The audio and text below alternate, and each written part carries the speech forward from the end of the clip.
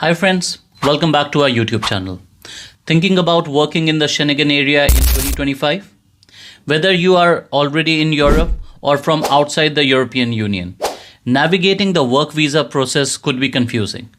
But don't worry, I've got you covered. In this video, I'll break down the types of work permits, how to apply, and tips to boost your chances of getting approved. First things first, working legally in the Schengen area means having the right permit or the visa. Remember, the Schengen visa itself does not allow you to work. You need to get a work permit from a country where you plan to work. Each Schengen country has its own rules, but here are the most common ways to work legally in the Schengen area in 2025. Here are the main types of work permits. First is EU Blue Card.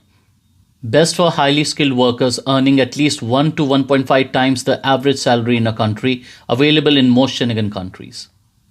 Number 2 is national work visas. Country-specific work permits like the German work visa, France talent passport, or Spain's highly qualified worker visa. Third is seasonal work visas, if you want to work in agriculture, tourism, or hospitality for a short period. Fourth is digital nomad visas.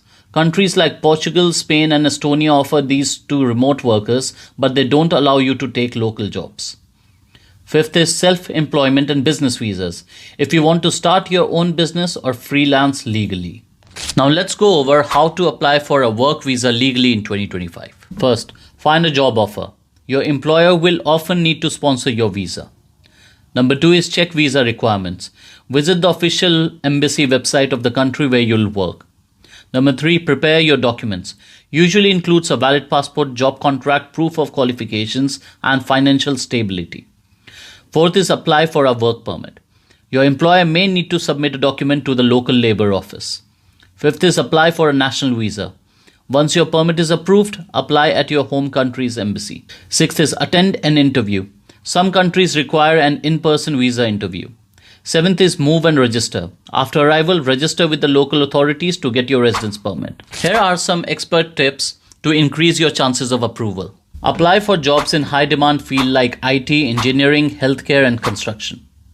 Learn the language. Some countries prefer applicants with basic language skills. Ensure your employer is legitimate and experienced in sponsoring foreign workers. Have clear, well-organized documents to avoid delays. Now, can you work in a Schengen area without a work visa? Not legally, but there are legal alternatives. Remote work for a non-EU company while on a digital nomad visa. Business or self-employment visas for entrepreneurs. Avoid working on a tourist visa. It's illegal and could get you banned. So friends, this brings us to the end of our brief and informative video.